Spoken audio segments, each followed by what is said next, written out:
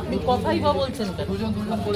আপনি তো duty officer না, আপনি কি গল্প করছেন ভোটারদের সঙ্গে? প্লিজ আপনি সাইডে আপনি কাজ করুন আপনার। আমি আপনাকে দেখছি অনেকক্ষণ ধরে, তার জন্য আমি এলাম। আপনি আপনার কাজ করুন, আপনি ভোটারদের সঙ্গে কথা বলবেন না, এটা আপনার কাজ নয়। ভোট প্রক্রিয়া मैं यहाँ पे खड़ा होकर देख रही हूँ ऐसा चल रहा है, क्यों करेंगे?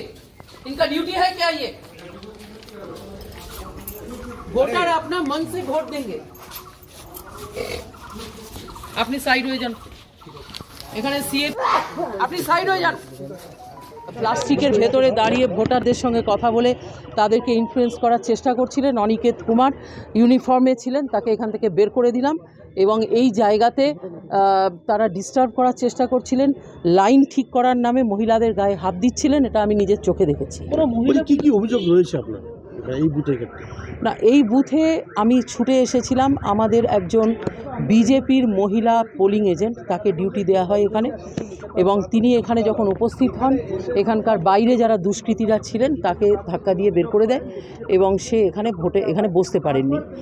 তিনি কিছুটা দূরে গিয়ে দাঁড়িয়েছিলেন, আমাকে ফোন করার পর আমি পৌঁছোই এবং তিনি আমার কাছে আসেন, আমি তাকে বসিয়ে দিয়ে এসেছি। সেটা রিজলভ হয়েছে, ভেতরে পোলিং অফিসার আছেন, তিনি সহায়তা করেছেন এবং এই মহিলা এজেন্ট কাজ করছেন। তারপরে যেটা দেখতে পেলাম এখানে, সেটা হচ্ছে এখানে ইউনিফর্মে স্টেট পুলিশ দাঁড়িয়ে আছে এবং ভোটারদেরকে ইনফ্লুয়েন্স করার চেষ্টা করছেন, কথা বলার চেষ্টা করছেন। এখানে একটা প্লাস্টিকের কাভার ছিল, সেই কাভার অলমোস্ট ঢাকা অবস্থায় ছিল, সেটা খুলে ফেলা হয়েছে এখন এবং ভিজিবিলিটি বেড়েছে।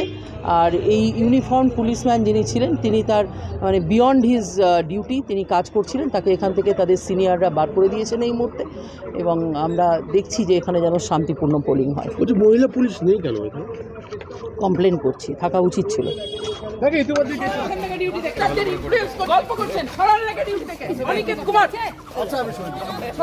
প্লিজ